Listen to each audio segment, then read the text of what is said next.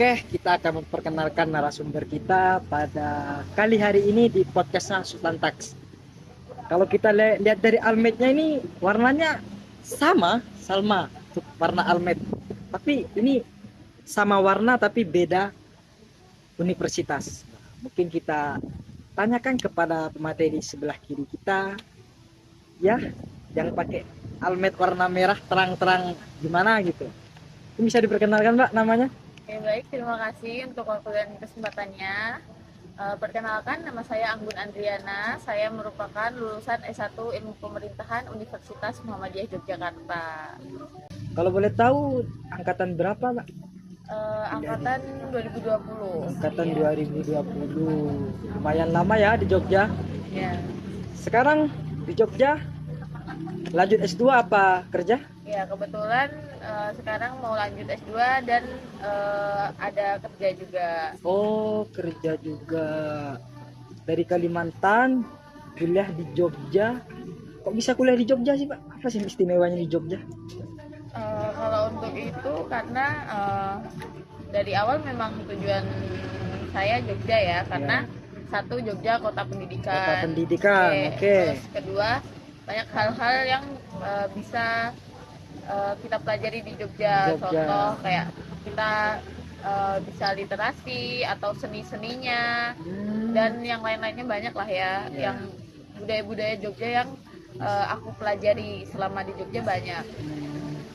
Yang sebelumnya belum pernah aku lakukan atau aku pelajari. Oh, ternyata Jogja itu bukan terkenal dari keistimewanya, tapi juga terkenal dengan pendidikannya. Gitu, oke, kita lanjutkan ke perkenalan dari narasumber kita yang sebelah kiri. Ini kalau lihat dari almed, dia agak-agak merah kurang terang.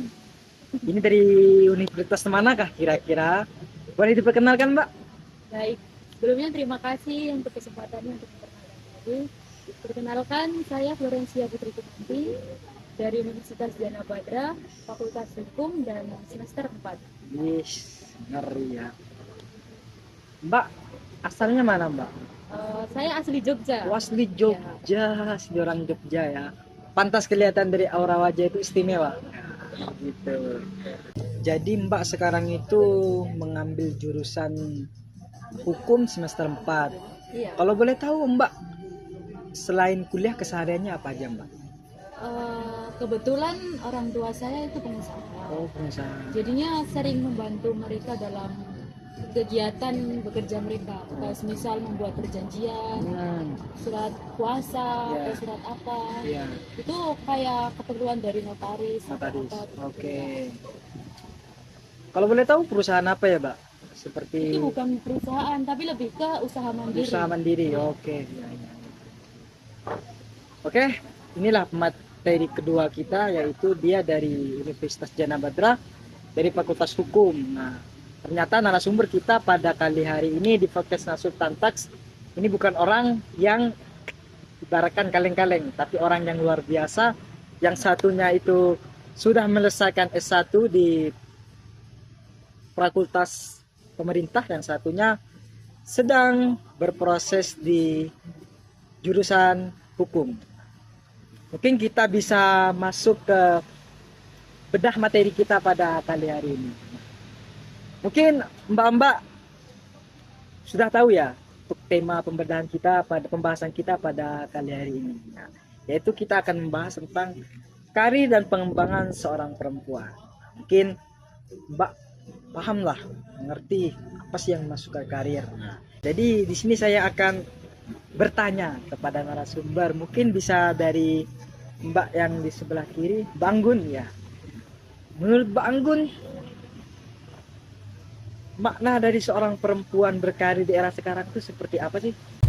Oke, kalau untuk pertanyaan bagaimana pendapat saya tentang karir seorang perempuan di era sekarang ya, itu menjadi hal yang lumrah atau hal yang biasa di era sekarang ini, karena itu merupakan sebuah kebutuhan dan pilihan juga sebagai perempuan, karena itu tadi yang bisa menyelamatkan diri kita sendiri sebagai seorang perempuan itu hanya karir dan pendidikan kita, bukan orang lain, bukan orang tua kita atau pasangan kita ya.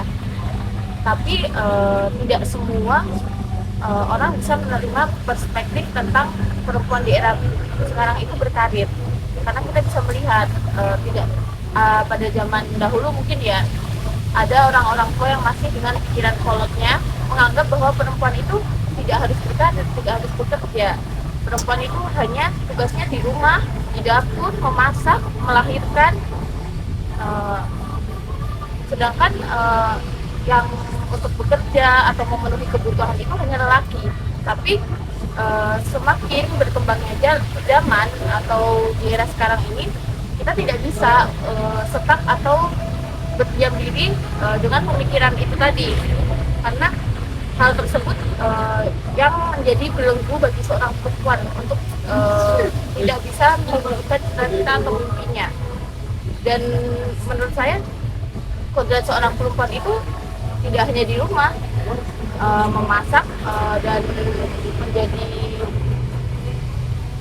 menjadi seorang ibu itu memang sudah kewajiban ya, menjadi seorang ibu dan melahirkan itu memang sudah kodratnya. Tapi untuk bekerja atau melakukan kegiatan-kegiatan yang laki-laki bisa lakukan itu memang sudah semuanya tuh bisa gitu loh. Laki-laki dan perempuan itu bisa, kesetaraan antara laki-laki dan perempuan itu sudah ada, sudah dari dulu.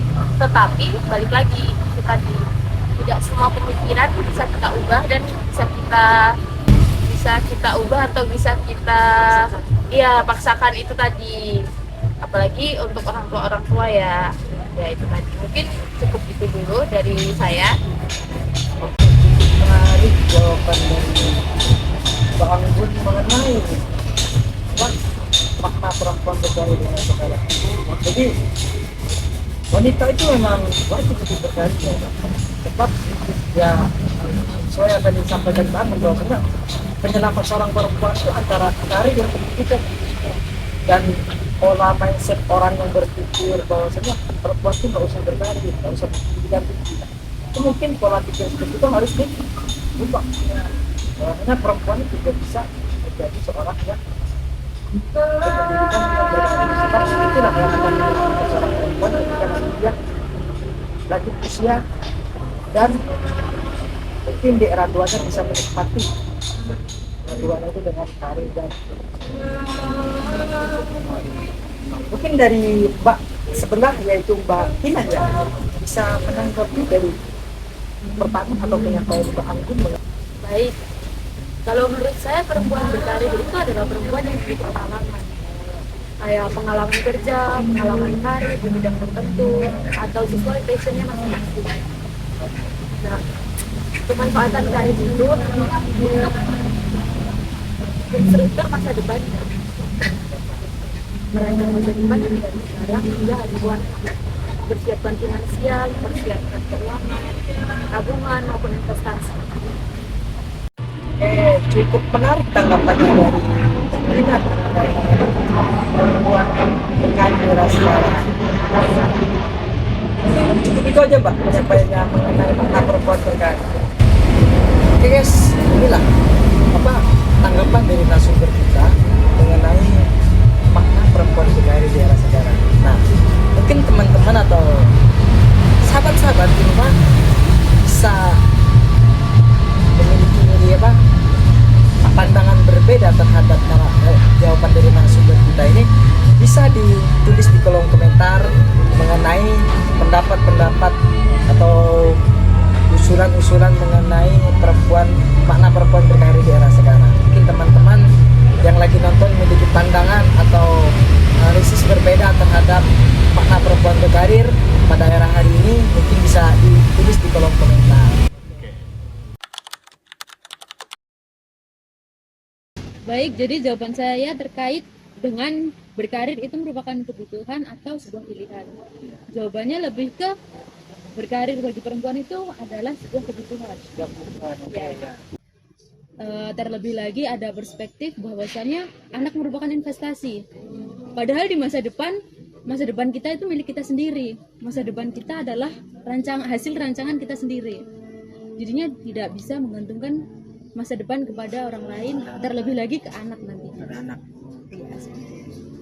Oke, pandangan Mbak Kinanti ini cukup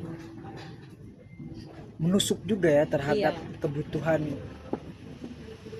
kebutuhan perempuan di era di apa berkarirnya bagi perempuan di era sekarang ini. Kebutuhannya itu antara pilihan dan kebutuhan itu ternyata lebih banyak menusukkan kebutuhan, Iya. karena karir itu adalah suatu, kalau dimaknai itu memang kebutuhan bagi seorang perempuan. Iya. Ketika nanti dia masuk ke era berkeluarga atau memasukkan jenjang masa tua. Iya. Dari jawabannya Mbak Kinanti itu masuk dan luar biasa dari pertanyaan saya. Nah, mungkin dari Mbak Anggun itu ada pandangan lain atau pendapat lain terhadap pertanyaan saya atau pendapat Mbak Anggun terhadap jawabannya Mbak Kinanti. Begitu, Mbak. Oke, kalau untuk pandanganku tentang pertanyaan dan tanggapan dari Kinan ya, untuk karir di era sekarang tuh memang udah menjadi sebuah kebutuhan ya bagi kita sebagai perempuan. Tapi balik lagi, untuk menjadi sebuah pilihan itu juga pasti ada, karena kadang kita yang tidak memiliki pendidikan tinggi atau tidak memiliki privilege dari keluarga berada atau privilege pendidikan untuk meneruskan mimpi kita atau berkarir itu, ya kita mau tidak mau memilih pilihan memilih pilihan itu sendiri, memilih pilihan untuk berkarir entah sejak misal dia ingin melanjutkan kuliahnya, jadi sebelum kuliah dia sudah berkarir gitu. Jadi untuk sebuah pilihan itu juga mungkin hanya mungkin untuk sebuah pilihan itu dilakukan oleh orang-orang tertentu saja. Tapi ya itu tadi, balik lagi, karena kita sebagai perempuan tidak bisa menggantungkan hidup kepada orang lain, yaitu sudah menjadi kebutuhan. Jika kita tidak mempunyai privilege dari orang tua atau apapun itu, ya mau tidak mau kita memilih untuk memenuhi kebutuhan itu sendiri sebagai perempuan gitu. Oke, cukup menarik dari jawaban dari Mbak Anggun. Nah, kalau boleh saya tanya Mbak, ketika perempuan itu dikasih pilihan, kalian itu mau milih menjadi perempuan berkarir atau menjadi perempuan yang cukup menjadi ibu rumah tangga dan fokus terhadap keluarga? Nah, kalau boleh tahu, Mbak pilih yang mana? Apa dua-duanya atau pilih salah satunya? Mungkin dari aku dulu ya. Oke. Kalau untuk pilihan berkarir atau menjadi ibu rumah tangga itu, dari aku pribadi dua-duanya. Dua-duanya? Iya. Masuk ya. Why not? Kenapa kalau kita bisa dua-duanya, kenapa harus pilih salah satu? Oke. Kita bisa menjadi wanita berkarir sekaligus menjadi ibu rumah tangga. Untuk anak kita ya, untuk pasangan kita. Yeah. Jadi kita bisa, dan untuk masalah anak juga tidak melulu tentang ibu atau yang mengurus, dan suami itu juga punya tanggung jawab juga untuk mengurus anak, karena itu sudah menjadi kewajiban kedua orang tua, tidak hanya salah satu orang tua ya. Sebagai pasangan kan harus seimbang dalam ya, bisa membagi waktunya untuk bekerja atau berkarir dan untuk keluarga seperti itu. Jadi kalau untuk memilih tidak bisa memilih, saya memilih ya dua-duanya. Kalau bisa dua-duanya, kenapa tidak gitu. Oke. Mungkin dari Mbak Kinanti ada mau menyampaikan juga? Saya juga sepakat dengan pendapat Bang Gun tadi terkait pilihan kedua-duanya. Karena tidak bisa kita memprioritaskan hanya satu. Di sisi lain kita memilih berkarir itu karena untuk memenuhi pendidikan anak. Iya. Itu juga bisa untuk pertimbangan dalam kita memilih berkarir. Iya. Gimanapun pendidikan anak juga adalah prioritas utama di keluarga nantinya. Jadinya selain kita memanfaatkan penghasilan dari pasangan nantinya, kita juga harus memiliki penghasilan sendiri. Oke guys, cukup menarik ya jawaban dari narasumber kita ini tentang bagi perempuan masih dianggap pilihan atau sudah menjadi kebutuhan tentang berkarir. Ternyata dari narasumber kita itu menjawab bahwasanya itu sudah menjadi pilihan dan kebutuhan, disebabkan ya karena mereka juga sebagai perempuan juga bisa berkarir dan juga bisa menjadi seorang ibu rumah tangga. Nah, mungkin dari teman-teman yang menonton podcastnya Sultan Talks pada kali hari ini punya jawaban yang berbeda atau pendapat yang berbeda terhadap pertanyaan atau jawaban dari narasumber kita pada kali hari ini. Oke, saya ucapkan terima kasih kepada narasumber kita pada kali hari ini yang sudah menyempatkan waktunya dan sudah meluangkan waktunya untuk hadir di podcastnya Sultan Talks pada kali hari ini. Saya ucapkan terima kasih. Semoga apa yang disampaikan mbak-mbak narasumber ini bisa menjadi potensi besar untuk perempuan-perempuan yang ada di luar sana. Oke, jadi saya selaku host di sini akan mengundurkan diri dan saya ucapkan terima kasih kepada sahabat-sahabat dan teman-teman yang ada di luar sana.